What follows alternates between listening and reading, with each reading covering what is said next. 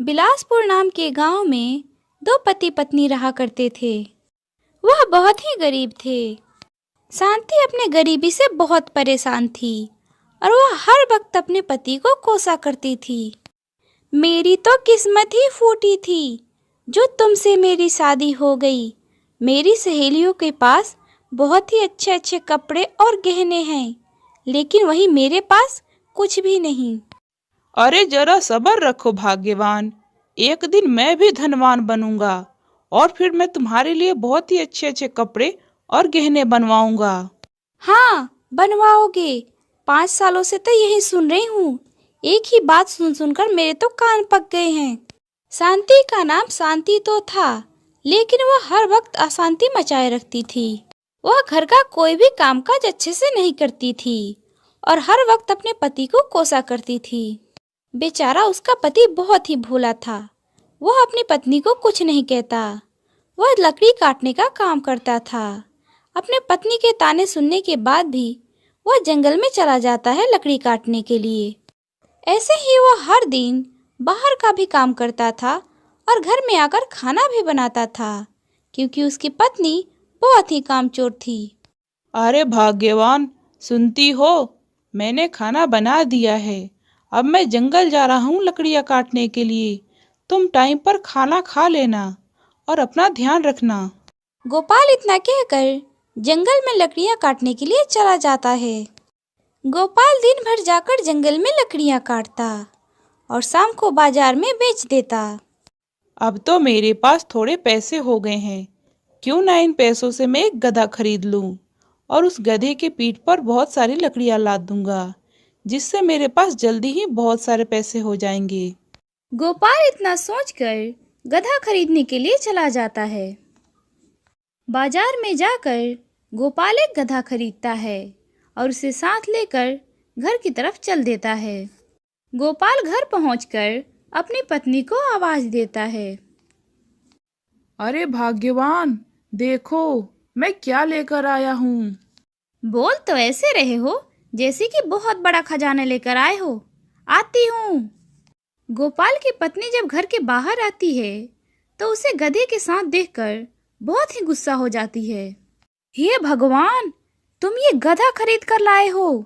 इससे अच्छा तो मेरे लिए गहना बनवा देते। पूरा पैसा तुमने बर्बाद कर दिया है। अरे भाग्यवान, गुस्सा क्यों होती हो?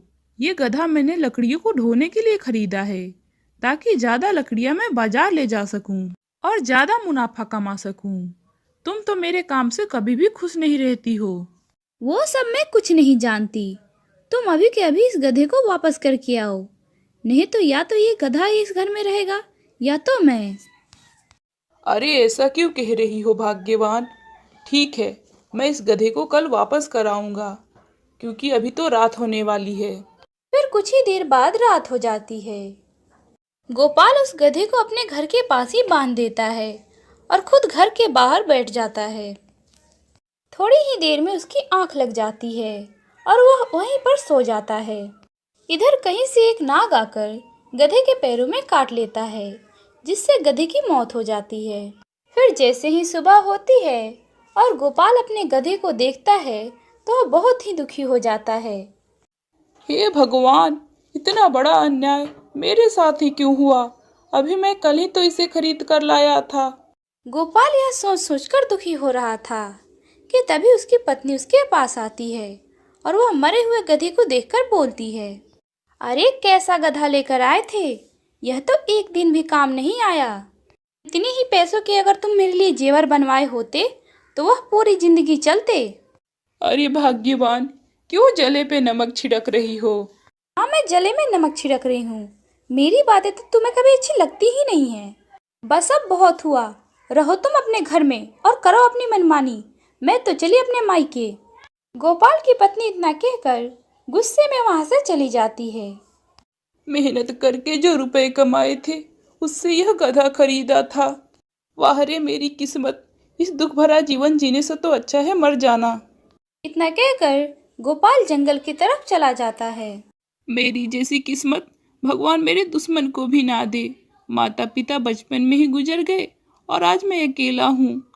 पत्नी मिली तो वह भी वैसी जो मेरे कभी बातों को समझती ही नहीं है। गोपाल यह सब कह कहकर अपनी किस्मत को कोस रहा था कि तभी उसे एक आवाज सुनाई देती है, मेरी मदद करो, मेरी मदद करो। गोपाल इधर उधर देखता है, तभी उसे एक तोता जख्मी हालत में दिखाई देता है। गोपाल झट से उस कबूतर के पास जाता है और उससे पूछता है, अरे क्या हुआ, तुम्हारी ऐसी हालत कैसे हो गई? मुझे एक बाज ने घायल कर दिया है, तुम मेरी मदद करो। गोपाल उस कबूतर को उठाकर एक बहुत ही सुरक्षित स्थान पर ले जाता है। तुम बिल्कुल भी चिंता मत करो, अभी मैं जाता हूँ और तुम्हारे लिए जड़ी बूटी लाता हूँ, जिससे तुम्हारे जख्म जल्दी ही ठीक हो जाएंगे। गोपाल जड़ी बूटी लाने जा ही रहा था कि तभी एक चमत्कार हुआ और वह तोता एक साधु के रूप में बदल गया। तुम एक बहुत ही अच्छे इंसान हो, तुम गरीब हो और किस्मत के मारे भी और इस समय दुखी भी, पर फिर भी तुमने अपना दुख न देखकर दयालुता दिखाई है। मैं तुम्हारे इस अच्छे स्वभाव से बहुत ही प्रभावित हुआ हूँ।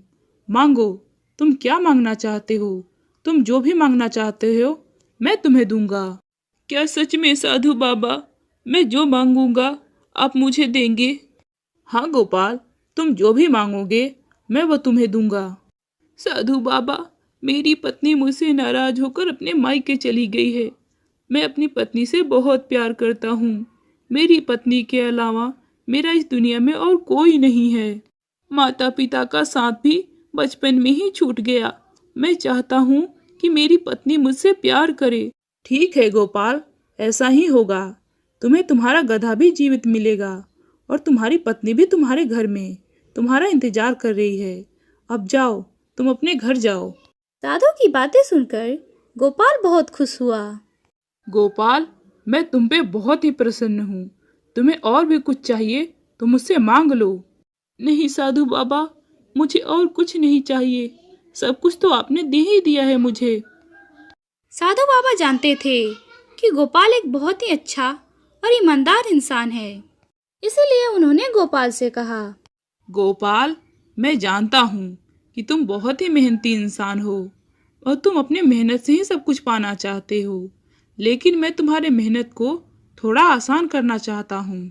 फिर साधु बाबा ने गोपाल को एक जादुई मटका दिया और बोला, ये लो गोपाल, यह एक जादुई मटका है।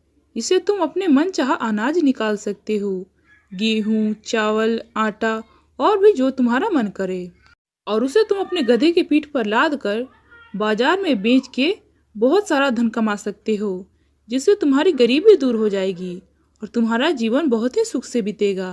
मटका लेकर गोपाल अपने घर की तरफ चल देता है। घर पहुंचकर गोपाल देखता है कि उसकी पत्नी उसका इंतजार कर रही थी और उसका गधा भी उसके घर के पास खड़ा था, वो भी जीवित। गोपाल बहुत ही खुश था क्योंकि उसे एक प्यार करने वाले जीवन साथी मिल गई थी, जैसा कि वह चाहता था, और उसकी बातों को समझने वाली भी। मुझे माफ कर दो जी, मैं आपको समझ नहीं पाई और हर समय आपको ताने देती रही। अरे माफी क्यों मांग रही हो भाग्यवान, मैं तो तुम्हें यहाँ देखकर बहुत खुश हूँ। अब हम लोग बहुत मेहनत करेंगे, जिससे हमारे पास बहुत ही पैसे हो जाएंगे और मैं तुम्हारे लिए बहुत ही अच्छे अच्छे गहने बनवा दूंगा। अब मुझे गहने नहीं चाहिए जी, आप खुश रहिए, इसी में मेरी खुशी है। गोपाल की पत्नी का बदला स्वभाव देखकर गोपाल बहुत खुश था। साधु बाबा के आशीर्वाद के कारण गोपाल की पत्नी का स्वभाव बिल्कुल बदल चुका था। जादुई घड़े और गधे की मदद से गोपाल कुछ ही दिनों में बहुत अमीर आदमी बन गया और वह सब खुशी खुशी अपना जीवन जीने लगे। बुराई का अंधकार चाहे जितना भी गहरा क्यों ना हो, लेकिन अच्छाई की रोशनी उस अंधकार को खत्म करके सुख, खुशियाँ और प्रसन्नता लाती है। हमारे इस चैनल की सभी नई नई कहानियों को देखने के लिए आप हमारे चैनल को सब्सक्राइब जरूर करें। आपका धन्यवाद।